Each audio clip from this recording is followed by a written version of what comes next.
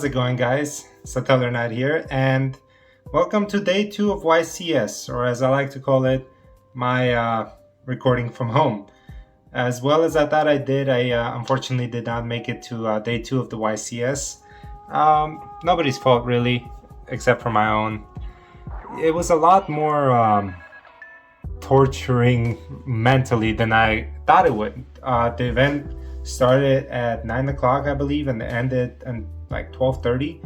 So I went 6-3, X3 as you like to say. The third loss was a little rough. My first opponent was a Melfi Sprite, which I took a loss to, and then I lost to Cashier and I was X2 quickly, but then I won 4 in a row and then ended up losing to another Cashier player, a very good player. Generally, everybody was very, very cool people, you know, like I got to meet a lot of Yugi tubers, got to, talk to them, vibe off. I met Team Sam, and Pac is actually undefeated, and I hope he's crushing it right now in the finals. He was playing a Naturia Runic, so that's a pretty interesting deck that's actually doing pretty well. Not a lot of branded players, a lot of cash players, and what else is there? There was cash, there were some dinos mixed in, but primarily cash, like 75%, which this deck, as you guessed it, is the branded deck profile that's going to be in this video. My YCS version of it was created by me and my good friend Spencer, who we've had a lot of time practicing. There was also some Sword Souls, by the way, so a lot of cool people were there. Sam was there from Team Sam. I think he was 6-3 as well, so he didn't make the cut. I think we all had 18 points. There was 3,200 people participating, and about 256 made it to day 2. I was placed at 400 something, but that's because, there's so many people that got 18 points, then they just missed it by 1 point. I was one of many. The only match I'm upset about is probably my last matchup against the Cashier. It's always tough taking your final loss that kind of puts you out, but I feel like I should have been mentally prepared better for it. But it was around 10 o'clock and I was just so burnt out. I don't know if you guys ever participated in the YCS. This was my first one, and I was not expecting to be this tired at the end of it all. But anyway, I'd like to give you guys my branded deck profile, the YCS one version of it. This might change for the upcoming events, but as of right now, this is the ratio that's pretty good, pretty consistent. I'll give you a side deck version of it, side deck option of it as well. Don't forget, guys, to leave a like and subscribe, comment down below. Let me know what you guys think about this YCS, and if you were there, if you got to see me, I hope you came up to me. There were like awesome things. I can't wait to talk about all of it while I do this deck profile. Actually, might as well like get this stuff out of the way first. I got to meet those Yugi tubers, and what's his name, Cali Effect was there too. Chill dude. I remember going up to him. I'm like, hey man, I'm a Yugi tuber too, but not to your level, but I'm vibing with you. I like your energy. The guy was super chill. And then Dan Green was there to sign autographs. So that was tricky because that was happening during the actual event, which I didn't want to drop out of. So I found this random dude. His name was Marco. Shout out to you, Marco. A random guy I saw, and I'm like, hey man, if you don't have 3 items, can you sign? Please hold on to this card and have Dan Green sign it for me, please. And he's like, sure. So I gave him this card, and this is the card that I just picked up. I sold out most of my folder to get this card, and this is a first edition Magician's Force Dark Paladin, one of my favorite cards of all time. I got this thing for $200, guys. It was definitely a win, and he sure enough got this signed for me, so I'm very happy about that. I'll post a picture on my what do you call it, on YouTube and on Instagram. You guys can go check it out.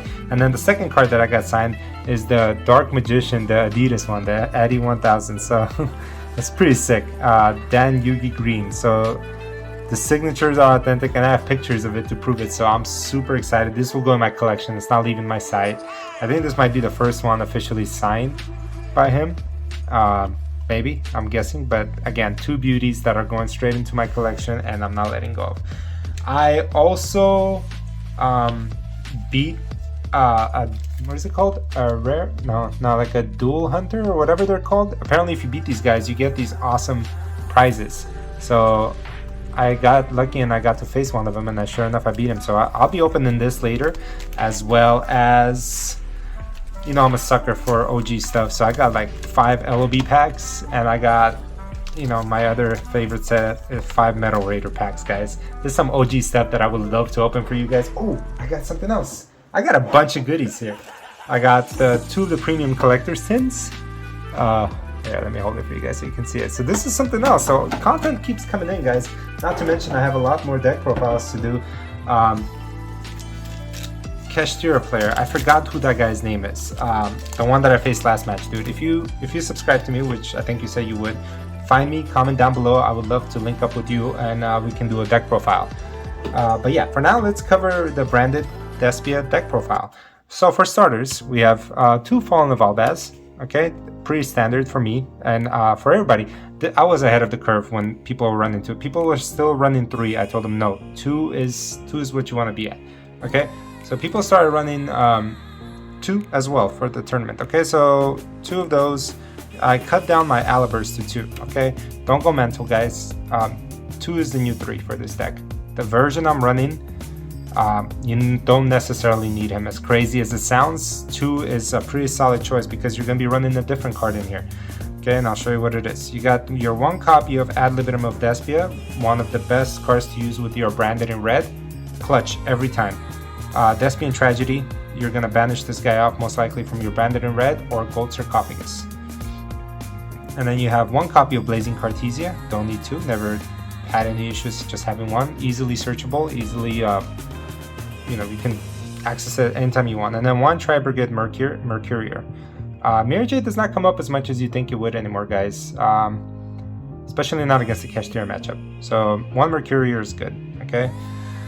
So for the spice, we're gonna be running 3 copies of Keeper of Dragon Magic.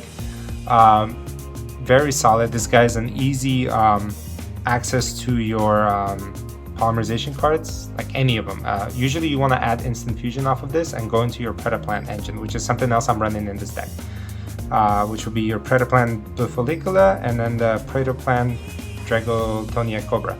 This card, when you bring it out, is essentially searches for your branded fusion. That's why I said Aliber is not a must anymore, and this guy's a free special summon off of Keeper of Dragon Magic. Don't forget about Keeper's secondary effect. It can set, what do you call it? You can reveal a fusion monster from your extra deck, special summon one of the materials face down. You can fusion summon with face down monsters, guys. Remember that, that's key, okay? Other decks you can't do, you can't deck C with them, but this is why you can fusion with face down, which is why Book of Moon is really good in this deck as an offensive weapon against Keshtia and defensive weapon to protect your Aliber or your Keeper from Imper.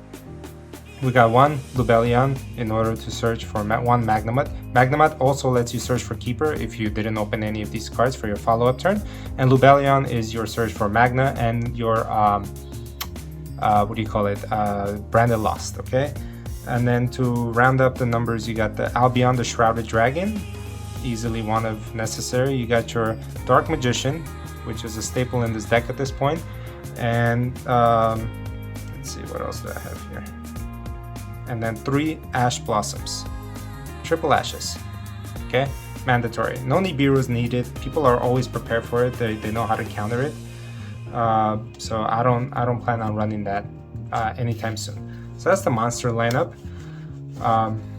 Just so many boards you can build with them, and it's very consistent. Your spells, you got your 3 copies of Branded Fusion. I don't care if this gets hit and brought down to 2. I don't think after this YCS they're gonna touch this deck. I don't think it's topping anywhere. 3 copies of Branded Opening. This is why I have 2 Alubers, because Branded Opening will get you there. 3 copies of Fusion Deployment. For your Cartesia play, you can bring out Dark Magician with this guy, or you can bring Albaz to fuse. Usually, most of the time it's Cartesia to get your combo going. I'll do a combo for you guys really quick, okay? See what it looks like. And you got your Branded in red for Interruption, Branded Lost, your Gold Sarcophagus for your Banishment of Mercurier or Tragedy. Just don't forget, you guys get to add those cards to your hand in your second standby. Controversial 3 of is the Crossout. I know a lot of people are bashing it, but if you're a branded player, you need this card. Mirror Match, it's amazing. You can, during your opponent's turn, you just designate her and then they can't activate Branded Fusion. It's amazing. This card is great. Other than that, it's a great Imperm negate. Everybody and their mother is running Imperm, and they're running Ash. So this is what you want to run. Triple copies of Book of Moon, matchup dependent, but mainly good defensive weapon as well as good against Kashtira. One Call by the Grave has won me a game against the Rare Hunter. And then one Instant Fusion. This is part of your new combo that you're going to be using with your Predaplant engine. And then you got your 3 Imperms and then the controversial Branded Banishment. Banishment was situational for me during the tournament. I did not use it as often as I could, but since it was already made up as my main deck list, I was kind of stuck with it. For side deck, we have 2 copies for Bestial against a branded matchup. They didn't really come up. I didn't think I needed them that much. Actually, game 3 he came up, so that was pretty clutch. 3 copies of Darkhold. This is for your Kashtira matchup. This card came up as well. Did pretty amazing for me. I was 6-3. I don't know if I said that. I did say that. Okay, I was 6-3. Respectable, but not good enough. But still, I'm happy with my YCS turnout. 3 D barriers, self-explanatory. Kashtira and branded. I got hit by a second game of my final loss. I got hit D barrier, and it was running 2 of them too in the deck, and it hurt. Evenly Matched has won me a game. Some people main this. Let me bring this down. Some people main this. I don't blame you if you do. Branded Expulsion package with Jinzo and Gimmick Puppet. Jinzo might come out. I think I did not face a Labyrinth deck, however, so you never know. If I did play against Labyrinth, this would be good. Not against Trap Tricks, against Labyrinth. This guy has won me games. Pretty solid. Game 3 decider. And then Harpy's Feather Duster, self-explanatory. Against Kashtira does wonders, and then against Labyrinth. So that's for the main deck, guys. Let me go into the extra deck, and then I'll give you guys an example of a combo. Full board, God board as I like to call it. You got 2 copies of Mirror Jade. I'm running 2 of the big boys because Kashtira is a thing. 2 Lubellion, 2 copies of Albion. You got 1 Rimbrum. Didn't come up as much as I like them to. I probably didn't utilize them correctly. And then 1 Dusk Dragon. For your Despian, for the Dusk Dragon targets, you got the Despian Proskinian and then Quarius. I didn't need a Masquerade because Dragoon does this essential thing, same thing for me. For 1-ofs, you got your Predaplant Ambulance. Pretty solid, really good card. This is your combo starter, and I'll demonstrate to you how. And then 1 Dragostapelia really does well against Kashtira. 1 Chimera, still pretty solid interruption, and then 2 Dragoon, your Kashtira killer. Okay, this card has won me so many games during the tournament. Actually, won me most of my games. As soon as this card came out, like, they couldn't interrupt me at all. So I'm gonna give you an example of what a combo would look like. Essentially, all you need is a Keeper of Dragon Magic, and I'm hoping I'm doing this right because my brain is like fried from yesterday. So Keeper of Dragon Magic summons itself. You discard a random card from your hand. It could be like, even if it's Dark Magician, it's pretty solid. Let's say it is Dark Magician, okay? Dark Magician is discarded. So now he's in the grave. You activate his effect by adding, I'm only doing this once, so y'all better pay attention, okay? Oh boy. Okay, you activate Instant Fusion. Instant Fusion will get you your... Where is he? Ambulance, okay? You use Ambulance effect. You search for this guy, okay? This guy gets added to your hand. Now his secondary effect, you send him off to the graveyard and you bring out him, okay? From here, you can either activate his effect to add Instant Fusion or Branded Fusion. Instant Fusion. Fusion Deployment or Branded Fusion, sorry. If you have Fusion Deployment, which you have 3 of, or if you have Branded Fusion, you add vice or the other. Usually if you have Fusion Deployment in your hand, at this point you play that first in order to bring out Cartesia to avoid him being targeted. That puts a lot of pressure on your opponent. So let's say you did have Fusion Deployment and all you're missing is a Branded Fusion. So now you get to add it off of the Predaplant, and if they try to like interrupt, you can just fuse away with Cartesia. Okay, so now Branded Fusion is in hand. What you want to do at this point, you're not afraid of Nibiru, okay? You play the effect of Keeper. You bring out your Dark Magician face down, okay? You reveal Dragoon. You activate Cartesia's effect. Yeah, you can do either. You activate, Biffle's effect, because Cartesia is chainable. You fuse these two together. This is your Dragoon already on the field, so at this point they're not expecting it. So now you have a free Dragoon. Okay, then you play the Cartesia effect, and you fuse these two together to go into your, where's my Victory Dragon, or as they like to call it. With Granganol, you get to send any level 8 dark. That can be your Albion, that can be your Ad Libitum for your, if you have Branded in red in hand, for it to be active. Or you can send cards from your extra deck, which I like to do a lot of times. You can either send Albion, or you can even send Rimbrum for interruption. Just remember to have Fallen of Albaz in your grave in order for it to be alive.